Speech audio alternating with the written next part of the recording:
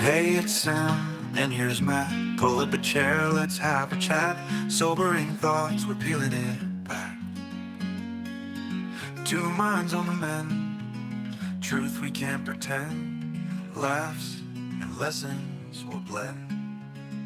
Recovery's a ride, no map, no guide. But here we stand, side by side. Hey everybody, welcome to Sobering Thoughts of Recovery with Sam and Matt. I'm Matt. I'm Sam. When we have a guest speaker today, I want to introduce you to Michael. Hi everyone, my name's Michael and it's great to be here today. Just before we start, I just want to say a couple of things around. I'm a member of Alcoholics Anonymous, so my anonymity is important, so that's why it's anonymous. Also, I'm not a spokesperson for Alcoholics Anonymous. I'm just going to share my experience and my experience only, and that's it. Excellent. Thank you, Michael. So, back when I was studying, I found my job in the alcohol and drug industry. Now, things weren't really clear for me back then, but then Michael stepped in as a manager of this organisation and things made sense finally for me. So I learnt a lot from Michael throughout my journey as an alcohol and drug worker. So I want to thank Michael because I really learned a lot from Michael. So we want to have a bit of a chat with Michael today. And firstly, I just want to ask Michael, tell us a little bit about yourself. I've been in recovery for 37 years now. So I grew up in a family of six. We come from a long line of alcoholics in the family, way back. My father was an alcoholic. I've got two siblings that are alcoholics. My mother was a compulsive gambler, so that's the sort of the household that we grew up in. What was that like for you as a child? Well, my father got sober when I was two, so there was I didn't experience any of that. But within the family, mum's gambling. There was money was short at times, that sort of thing. Especially when my father left us, and he basically left us mum with three kids and quite destitute. So we came to Sydney to live with my older sister in a one-bedroom flat. There were seven of us, and her husband was an alcoholic as well, and he was quite violent at times. Physically, not too much to me, but he'd put me out in the street when I was 10 years old, at 4 o'clock in the morning. He threatened to hurt me. I'd behind me mum, and mum would be standing there with a pot plant saying, "You touch my son, I'll kill you." He sort of hit my sister. So a lot of trauma there. A lot of trauma, yeah. A lot of trauma there for you, Yeah. mate. I had a lot of violence perpetrated on me, like physically as well, for about 3 years within the family, to the point where I wouldn't go home from school. I'd have to go and hide in an abandoned house or somewhere like that until my mother got home. So Okay. that sort of thing. So with your experience with alcohol, what age do you think really you picked up the bottle? I was probably just a typical teenager where we sort of were 15, 14, and we asked some adults to get us some grogs and a few cans and went behind the servo and got drunk and spewed and had a laugh. But um, I know today that the day that I became an alcoholic, where I crossed over into alcoholism, I was about 18 years old. I remember where it was, the Lewisham Hotel. And that night, I crossed over into something that was completely different. And what I had was I crossed over into what I call euphoria. The effect of alcohol on me that night was just catapulted me, to a place of it wasn't real, but in my mind it was. I was super confident. I was 10 foot tall and bulletproof. Mm. I was the number one man. That Dutch courage just worked its way out. Well, it was more than that. It was. I went from a person that was very self-conscious. I found the world very scary. There was this barrier between me and people all my life, and that night that all changed, Yeah. and I just wanted to feel like that all the time. How long were you drinking before that took place? I wasn't really drinking much before that. I wasn't. I was hardly really had a drink. Yeah. Okay. Um, So it's just kind of this one night that surged it over the edge for you, then straight into alcoholism. Straight into alcoholism. Yeah. Yeah. Yeah. Yeah. Okay. And So yeah, so I only drank for just under 7 years. It was just pretty short to most alcoholics, but by the time I got to that point, I couldn't go anymore. I couldn't do another second. So what did rock bottom look like for you then after 7 years?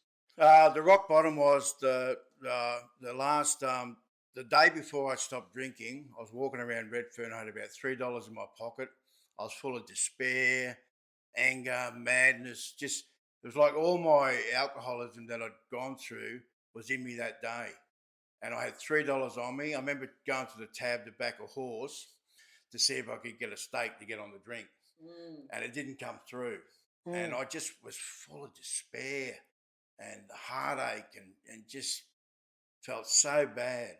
Um, but yeah, I felt so terrible. And so anyway, I didn't have any money.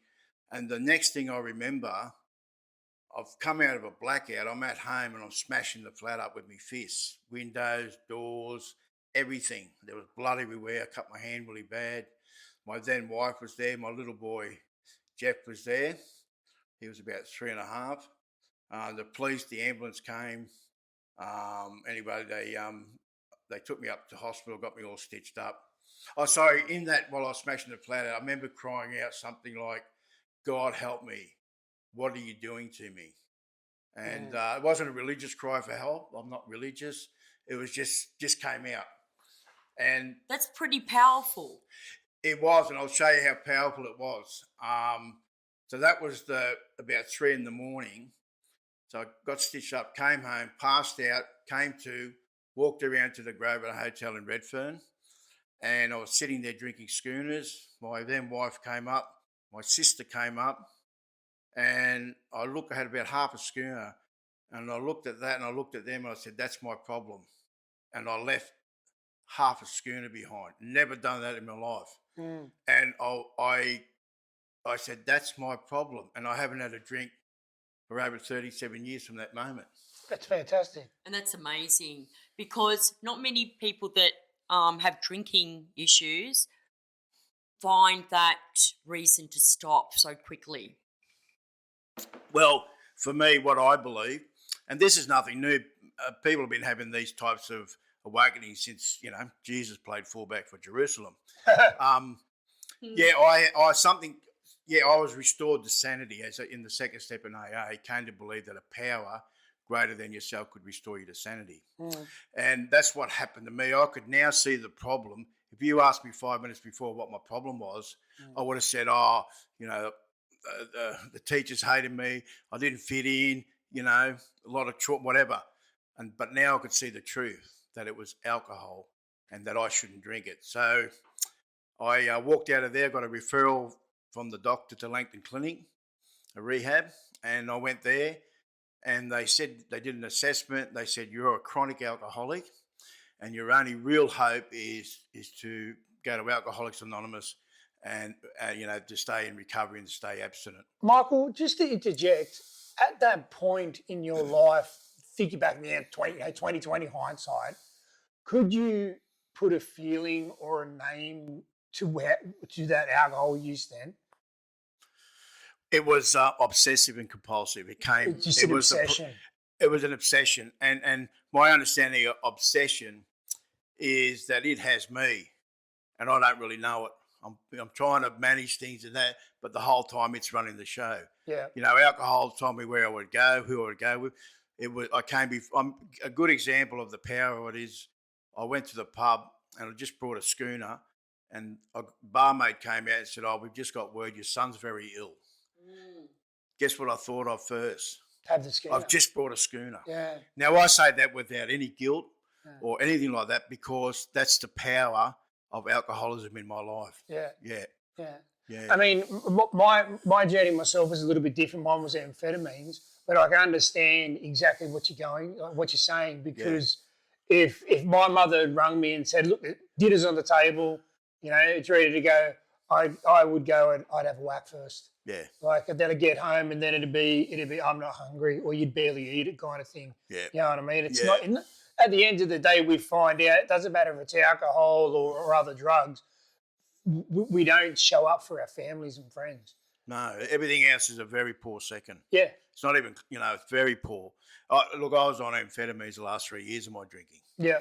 and the mad thing about that is like with alcohol. When I first time I had that, I thought, oh, here's the answer. Yeah. Here's the answer. Yeah. How bad's that? That's exactly right. I mean, Yeah, I'm not yeah. getting drunk and I Yeah. feel great. It's Yeah, it's a win-win. I Yeah. can keep drinking and not have the after effect, and I'm awake. that's it. Yeah. Yeah. And the good thing about speed was I wasn't getting into fights like I did just on the alcohol. I wasn't blacking out, Yeah. doing all sorts of crazy stuff. Yeah. Yeah. You It's know, just a coming to in continuation. different suburbs and how to get here. And I remember one morning I came out of a blackout. I was handcuffed to a big sergeant on Wollongong railway station. No. I had no clue how I got there. And I said, "What's going on?" He said, "We've got you've been distressing the passengers on the South Coast line for about 3 hours." But I couldn't tell you what I was doing. Probably ranting and raving. Probably running up and down the aisle Running up and naked. down, asking people for money or Yeah. whatever. Yeah. I mean, I can definitely recognize the same kind of things with me. Not to the extent of waking up in the blackout, but like waking up after not having like sleep for days, yeah, and then just waking up and going like, what day is it? And they're like, oh, it's Friday, and I'm like, oh shit, I went to sleep Wednesday, yeah, and I've missed 2 days. yeah. It's a really really unnerving It is. feeling Yeah, to have that, like you've missed days of your life. yeah. I'd Um, walk into a pub and look at someone reading the newspaper and see what date it was. And even years of your life too. I remember when I was using, 8 years went past so quickly. I couldn't believe 8 years just went by so quick. Yeah, I guess I didn't really have that sort of sense of time. I guess for me, as I said, I got to a point where I just couldn't do another second. So, Michael, how would you describe your alcoholism, not your alcoholism, but alcoholism in your own words, to a listener who might be experiencing addiction or substance use disorder right now? Okay, so as I said, my alcoholism, it gave me a false sense of security, and it was quite euphoric. It was like my mindset towards myself, as I said, was really full of false confidence and that sort of thing. But as I understand, alcoholism is progressive. It always gets worse. It never gets better. After, that didn't last very long, and it turned against me, and I just reverted back to that shy, uneasy, scared little kid. Yeah. And then the progression was, I started waking up with fears that I didn't have before. Right. My mind started to race. I started getting paranoid. I thought people were having lunch in the park from where I lived were spying on me. So the paranoia and Paranoia. I anxiety had and weapons things, all yeah. through the house when they Right. come. Yeah. I checked the drawers for 2-inch men to see if anyone was in there. And just really scared. I couldn't answer the front door. The night before, I'm slipping into a few blokes, punching on, full of madness and rage. And the next day, I'm just scared. I'm scared of the old lady downstairs, full of fear, and it started getting the shakes. I remember the shakes came on. Is there any advice that you would give someone that's struggling with alcohol misuse disorder right now? Look, I don't give advice. What Yeah. I can do is share my experience around that. It is a disease of denial, I believe. They say, there's a saying, it's the only disease that tells you haven't got it.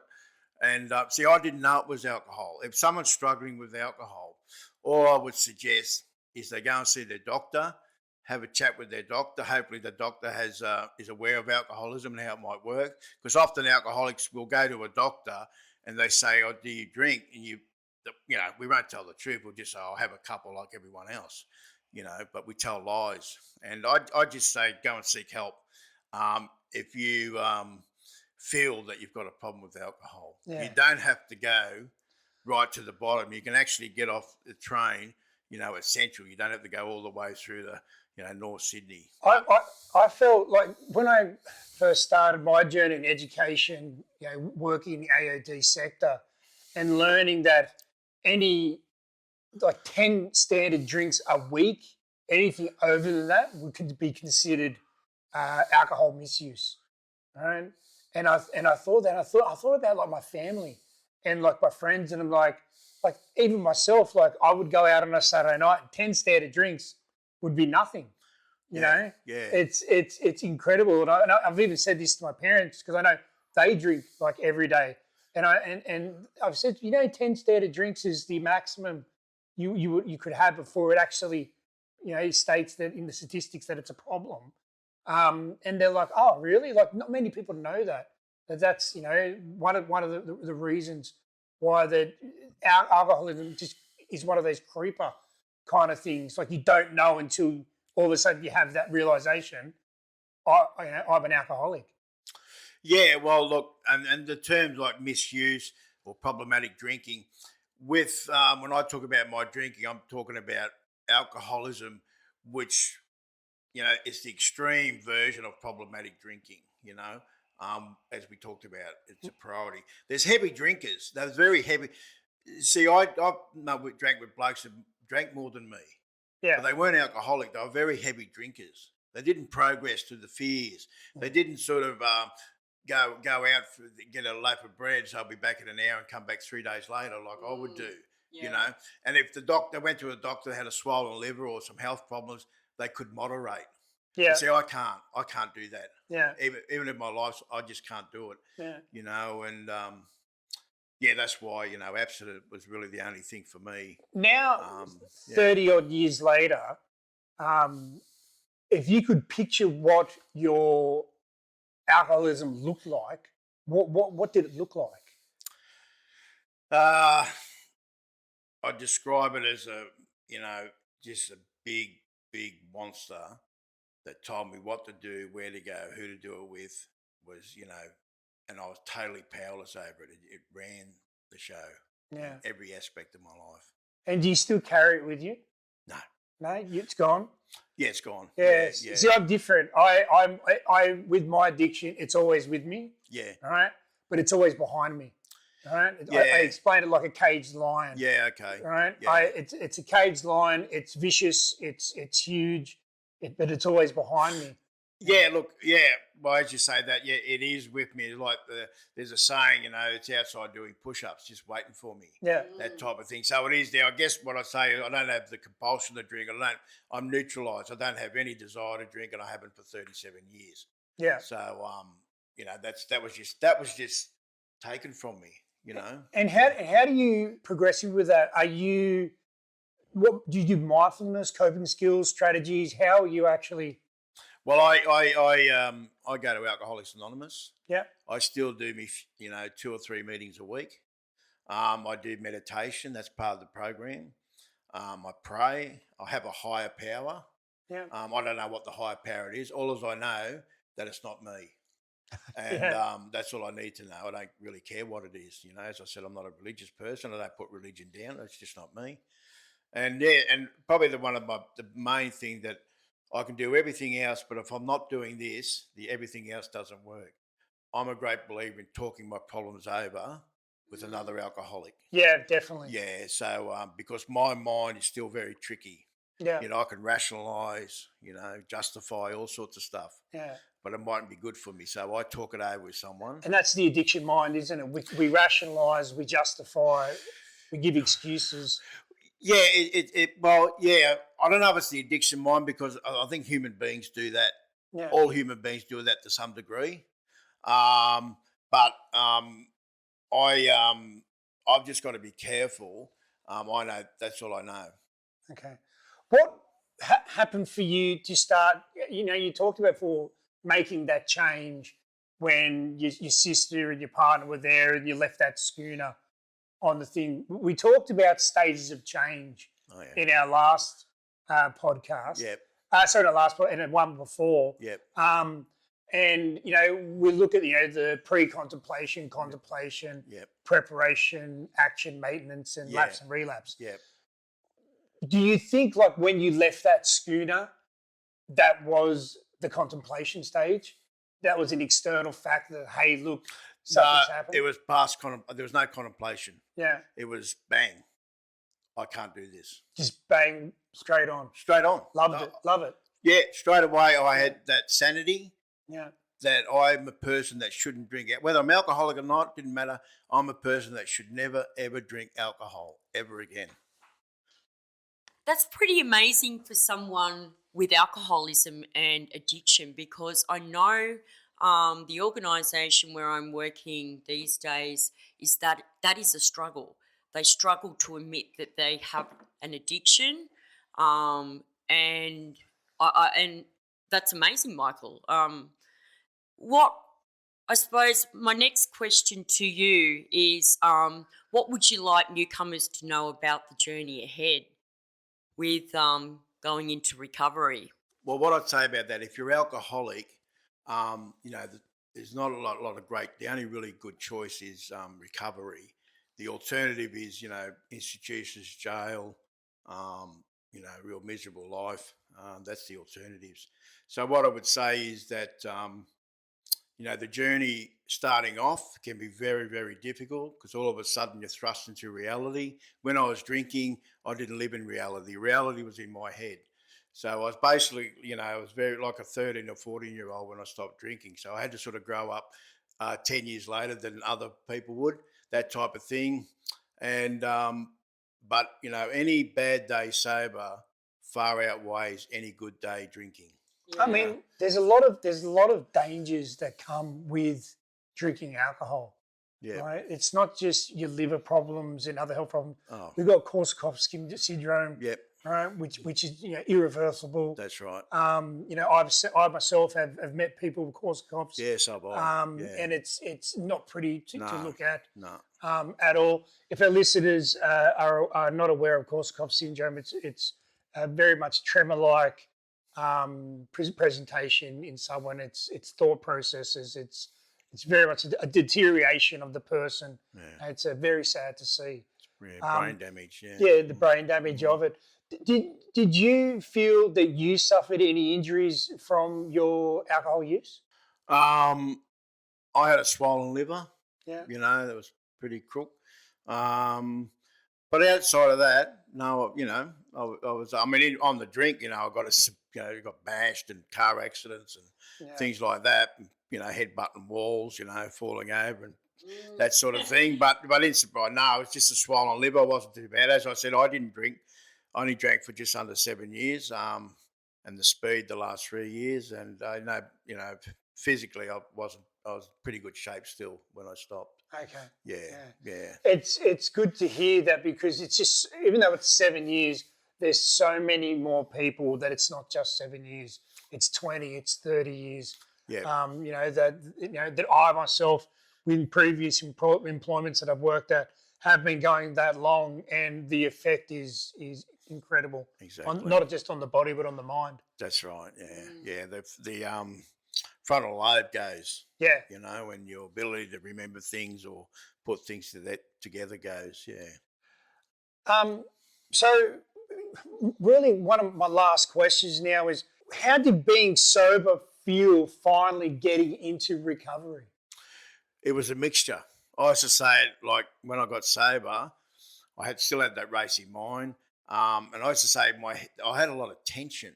And I used to say, my head's like I'm in a vice and it's really tight. Yes. And then I go to a meeting or share with them. They were big on get yourself a running mate around your own recovery, so you could sort of share with each other. And, that was good. I'd say something to him like, oh, mate, he'd say, how you going? I said, mate, felt like knocking myself yesterday. He said, what for? I said, oh, I got a haircut. I look terrible. And he just laughed and he said, yeah, I felt like that yesterday. Yeah. And, but yeah, it was a mixture of sort of very hard. Being sober with thrust into reality was very difficult at times, but on the other side of the coin, it was exciting and peace. I remember one day I had this peace. I was only about 3 months sober, and I said to myself, this is real. I've got actual peace for the first time in my life. Yeah. And I equated it again with the actions I was taking in recovery. I never thought it was me. It's not. It's the actions or information I was given, and I just acted on it. Yeah. Yeah. So I had faith in it because my best thinking got me to Langton Clinic. I think that's the biggest thing is we talked about willpower in previous episodes, and using some kind of willpower, and some people can use willpower and faith that they will get better. where some people need that extra help. Right? With obviously AA and the program, a part of that is having a mentor. Right? Did you find having a mentor helped tremendously during that time of recovery? Vital. Without them, I don't think I'd be here. Wonderful, yeah. Yeah, I was very blessed. I had what I call heavyweights. I had about 6 or 7 guys that I could go to. One was like when I was a single dad in recovery. I went to Eddie because he brought 2 kids up by himself. I rang him up. I said, Eddie, I've just got my son. I said, I don't know what to do with him. And he said, well, you're his father. Bring him up. Yeah, That's all I needed. yeah, And often that type of short answer, that was what I would get back. Yeah, 100%. That was it. Yeah. Yeah. So act on that, and yeah.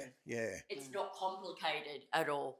The solution's not complicated. The problem always is, especially if Yeah. I'm trying to work it out. and especially at this day and age, look, I say all the time in group that I don't envy someone who has an alcohol substance misuse disorder because it's everywhere. All right, you can't go to Woolworths because what's out front of a Woolworths? You can't go to Coles. What's out front of a Coles? Can I say that's never been an issue Yeah, because I don't have any crave. It's neutral, and as a recovering alcohol, I've got to live in reality. That's reality. yeah, So I didn't, so that it never bothered me. I mean, I went to pubs, clubs always for a good reason, even in the early days. Now, I don't recommend that. For me, I felt okay because I always had a few with me, yeah, but for some people, they might be a bit jittery around it. So it's good to sort of wait a bit. But as I said, the craving and the obsession was taken from me. yeah. Okay. Yeah. And it's, Okay. yeah. And That's it's fantastic then. I yeah. mean, because a lot of people that Sam and I interact with are still very fresh in recovery. Yeah. And I say this to them, especially when alcohol's involved, that, even simple triggers like going to Woolworths, going to Coles, you've got BWS out the front. You've got Liquorland out the front. Yep. If you go to Aldi, what's at the end of the That's side? right, yeah. You got alcohol there. So you don't even have to leave your house. You can get it from your phone and delivered from That's right. Right, Good, so good for fearful alcoholics. That's exactly right. In Yeah. the 21st century, alcohol is so much more accessible and in your face than ever before. Yeah. It's on TV when you watch sports. It's Yeah. on, it's in movies. Yeah. It's in music. So it's one of those things where we find where alcohol, in air quotations that people can't see, alcoholics are almost conditioned, right, by everything in the environment. Would you agree with that? You mean in recovery or just in general? In general. For me, I would say no, because my alcoholism was so much more than that. Yeah. It was much deeper. We're talking about obsession, not a habit. It wasn't a habit. I can break habits, but I can't break obsession. Yeah. It was an obsession, whether there was a sign there for alcohol or not. I'm walking over broken glass to get it. So you didn't matter what you were drinking at all. It what? It didn't matter what you were drinking at all. Oh yeah, that's right. I drank to change how I felt, Yeah. but I didn't know that I was doing that. But I essentially drank because I would see. I thought I'd say to my wife, "I'm going out for a few drinks tonight. I'll be home 9, 10 or later." So I actually believed that, despite 300 times saying that and not coming back at 9 or 10. Yeah. So my alcoholic mind would constantly trick me and tell me, don't drink with that lot. You always get drunk when you're with them. Don't drink through the week, just the weekends. Yeah. I'm going to Brisbane. Everyone in Sydney, that's the problem. Yeah. The problem was everything else, but not alcohol. I couldn't see it. Yeah. But then, like I said, I was restored to sanity, and I could now see what the problem was. And for me, it's an inside job. Yeah. Yeah. So yeah. Now, after everything's done, and we're right at the end of your journey. Well, not at the end of your journey. No. You're still in recovery. Yeah. But how do you now help the people coming into AA? I simply say there's a newcomer at a meeting. I often have introduced myself, have a little bit of a share with them about me, see if they identified. And, we always emphasise that no one here tells you if you're an alcoholic or not. You got to make up your own mind. Mm. And I offer them my phone number, and I say you can ring me 24/7. Doesn't Yeah. matter what time it So you is. show that mentorship straight away. I basically pass on what's passed on to me. That's all I do. Wonderful. I've got no original thoughts about that. I just pass on what was passed to me, and my gratitude is a big part of the gratitude I have for those men is with me every day Yeah. in my heart, and that's like real. And I actually still get emotional about what they did for me. Yeah. You know, yeah. What a lovely story and what a lovely ending. So we're going to start rapiding it up there, guys. Thank you so much for listening again. I'm Matt. This is Sobering Thoughts of Recovery. This is... I'm Sam, and thank you, Michael. That's amazing. Thank you for talking with us today. It's been my pleasure. Thank you. Thanks, Michael. Thanks, listeners. And once again, guys, listen to us on YouTube and Spotify. And go to our Facebook page, Sobering Thoughts of Recovery with Sam and Matt, and give us a follow there. Thanks, guys. Bye.